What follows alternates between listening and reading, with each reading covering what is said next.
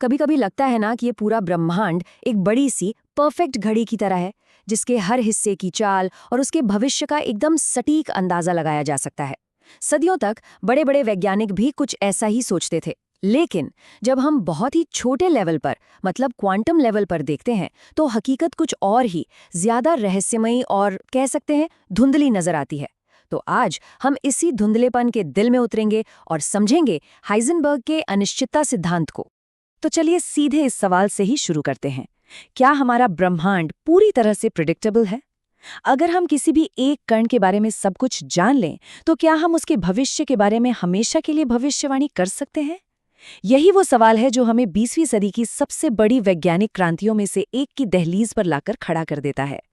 आज के इस सफर में हम क्या-क्या देखने वाले हैं? सबसे पहले हम देखेंगे कि कैसे निश्चितता के इस आइडिया का अंत हुआ। फिर हम अनिश्चितता के पीछे की पूरी मैथमेटिक्स को समझेंगे। इसके बाद हम जानेंगे कि कैसे सिर्फ किसी चीज को देखने भर से ही हकीकत बदल जाती है। फिर हम दो अलग अलग दुनियाओं की एक कहानी देखेंगे और आखिर में इस बात पर गौर करेंगे कि कैसे इस एक सिद्धांत ने क्वांटम मैकेनिक्स के एक पूरे नए दौर की शुरुआत कर दी। ठीक है, तो चलिए शुरू करते हैं। हमारी कहानी शुरू होती है साल 1927 में, जब एक जर्मन भौतिक वैज्ञानिक वर्नर हाइजेनबर्ग ने एक ऐसा क्रांतिकारी विचार सामने रखा जिसने फिजिक्स की पूरी बुनियाद ही हिलाकर रख दी। ये निश्चितता के युग के खत्म होने की शुरुआत थी। तो ये सिद्धांत आखिर कहता क्या है? देखिए, बिल्कुल आसान भाषा में कहें तो ये नामुमकिन है कि एक ही समय पर किसी इलेक्ट्रॉन जैसे कण की एकदम सटीक जगह, यानी वो कहाँ है, और उसका एकदम सटीक मोमेंटम, यानी उसका मास और वेलोसिटी, दोनों का पता लगाया जा सके। मतलब आपके पास एक चॉइस है, या तो ये जान लीजिए कि वो कण ठीक ठीक कहाँ है, या फिर ये जान लीजिए कि वो कहाँ जा रहा है। दोनों बातें एक साथ 100% सटीकता से जानना इम्पॉसिबल है। इस तस्वीर को देखिए, ये इस लेन देन को बिल्कुल साफ कर देती है। बाईं तरफ हमें कण की पोजीशन एकदम सटीक पता है, हम जानते हैं कि वो बस इसी एक पॉइंट पर है। लेकिन दाईं तरफ हमें उसका मोमेंटम एकदम सटीक पता है, हम जानते हैं कि वो कितनी तेजी से और किस दिशा में जा रहा है। पर वो असल में है कहाँ, ये पूरे तरह से धुंधला है। आपको हमेशा एक के बदले दूसरे को चुनना ही होगा। अब देखिए, ये सिर्फ एक फिलोसॉफिकल आइडिया नहीं है, इसके पीछे एकदम ठोस गणित है। पर घबराइए नहीं, ये फॉर्मूला बस उस रिश्ते को बताने का एक सीधा साधा तरीका है जिसकी हमने अभी अभी बात की है। ये वो नियम है जो हकीकत के इस धुंधलेपन को कंट्रोल करता है। चलिए इस समीकरण को थोड़ा तोड़कर समझते हैं। ये जो डेल्टा एक्स है, ये है पोजीशन में अनिश्चितता, मतलब हमें कितना कम पता है कि कण असल में है कहाँ, और डेल्टा पी है मोमेंटम में अनिश्चितता। जब हम इन दोनों अनिश्चितताओं को गुणा करते हैं तो उनका प्रोडक्ट हमेशा प्लैंक कांस्टेंट h को 4 पाई से डिवाइड करने पर जो वैल्यू आती है उससे ज्यादा या बराबर ही होगा। और ये h कोई मामूली नंबर नहीं है, ये हमारे ब्रह्मांड की एक फंडामेंटल प्रॉपर्टी है। आप इसे ऊर्जा का सबसे छोटा मुमकिन पैकेट समझ सकते हैं।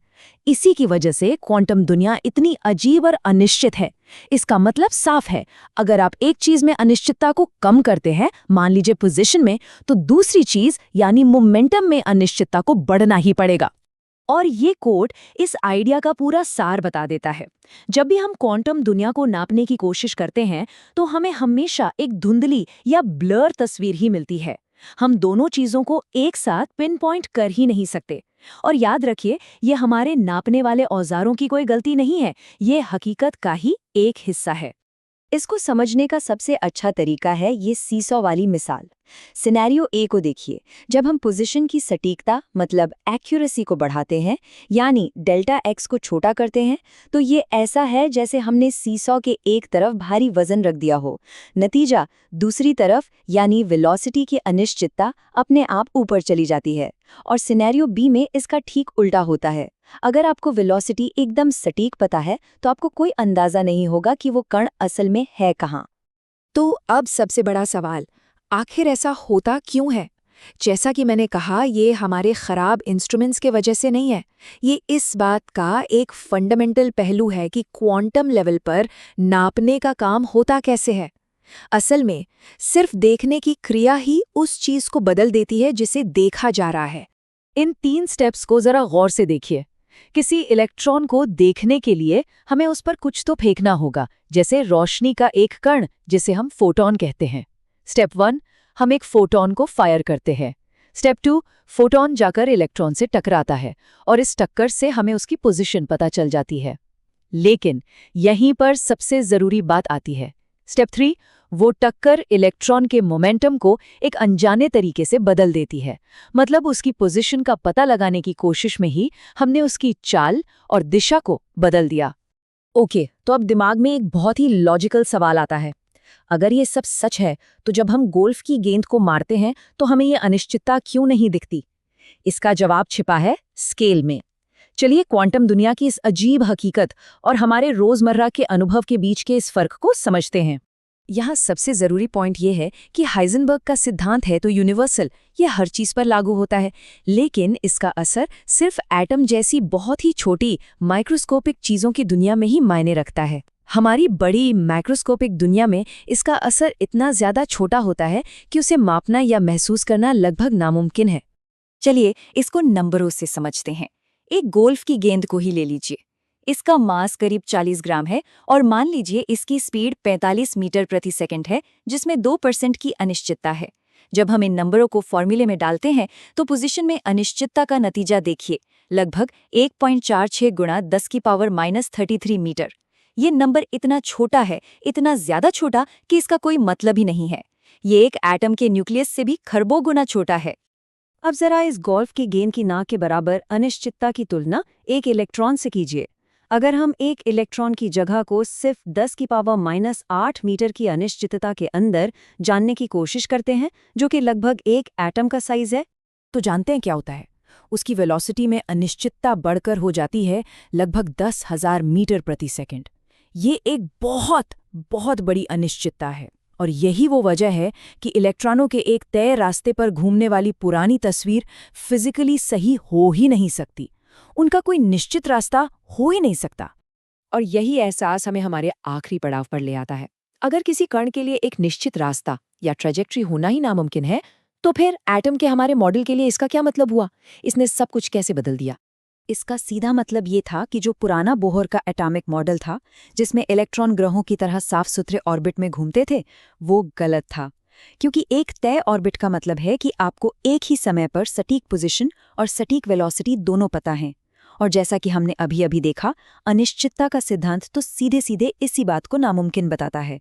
तो यहाँ एक बहुत बड़े वैचारिक बदलाव की जरूरत थी। इलेक्ट्रॉनों की सटीक जगह और मोमेंटम के दावों को संभावनाओं के बयानों से बदलना पड़ा। अब हम ये नहीं कह सकते कि एक इलेक्ट्रॉन यहाँ है, बल्कि हम ये कह सकते हैं कि इसके यहाँ पाए जाने की कितनी संभावना है। और इसी एहसास ने एटम के आधुनिक क्वांटम मैकेनिकल मॉडल का रास्ता खोला, जहां इलेक्ट्रॉन एक धुंधले संभावनाओं के बादल यानी प्रोबेबिलिटी क्लाउड के रूप में मौजूद है। तो चलिए आज की पूरी चर्चा को कुछ जरूरी पॉइंट्स में समेटते हैं। सबसे पहला और सबसे जरूरी सिद्धांत, किसी कण की सटीक पोजीशन और उसके मोमेंटम को एक साथ जानना नामुमकिन है। दूसरा, इसका फॉर्मूला जो इन दोनों के बीच के उल्टे रिश्ते को दिखाता है। तीसरा, इसका कारण यानी ऑब्जर्वर इफेक्ट, क्वांटम दुनिया में मापने का मतलब ही है उसे बदल देना। और चौथा, इसका सबसे गहरा नतीजा, क्वांटम दुनिया पर निश्चितता का नहीं बल्कि संभावनाओं का राज है।